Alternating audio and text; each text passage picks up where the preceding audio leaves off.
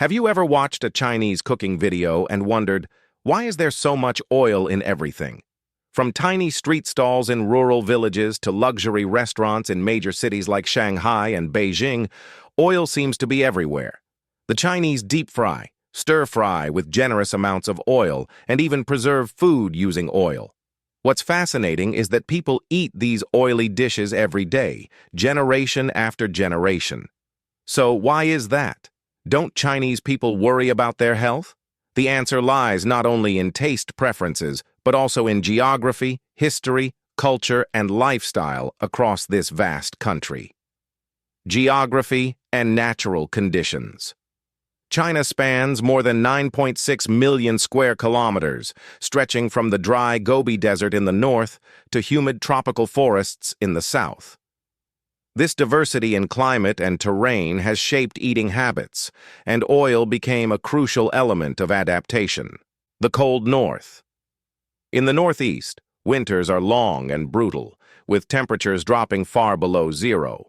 In such harsh conditions, oil and fat are not just cooking ingredients, they're survival fuel.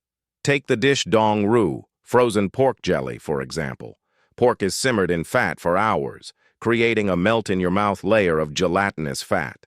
A laborer here needs about 3,000 to 3,500 calories per day to withstand the cold. Lard, at 900 calories per 100 grams, was the cheapest, most efficient solution.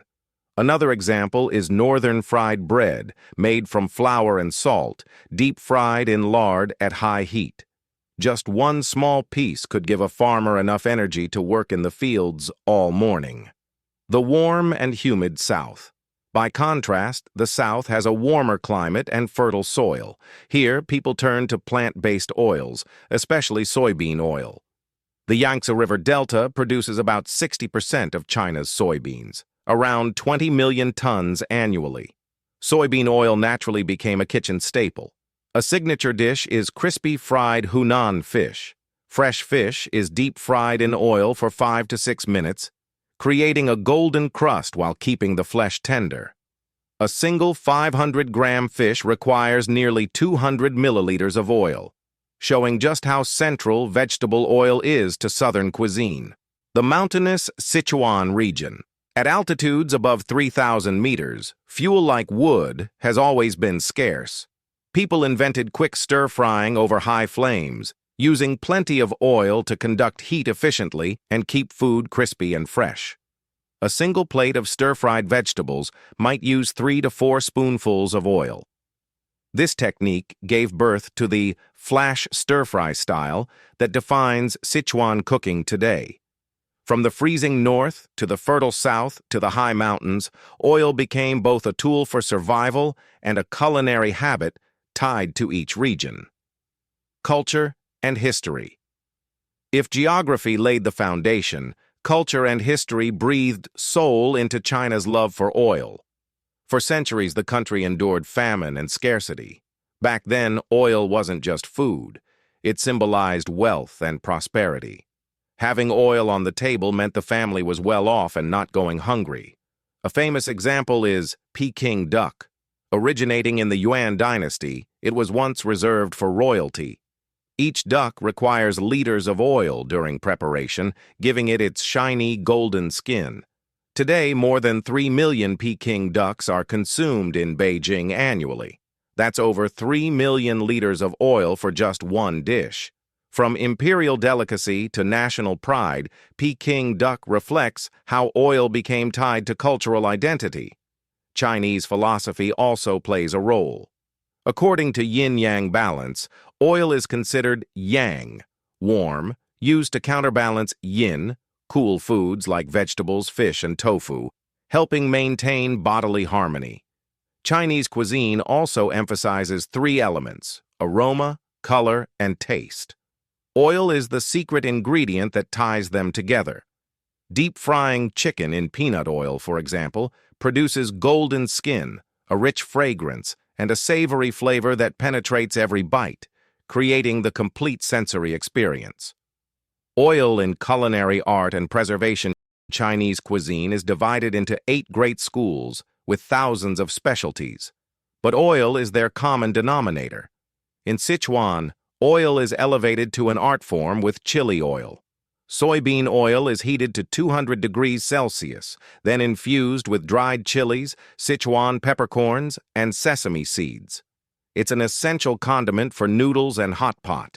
The province consumes over 1.2 million tons of vegetable oil annually, with 1/3 going into chili oil and hotpot. A hotpot for 4 people requires about 300 milliliters of oil just for that signature shimmering red layer on top.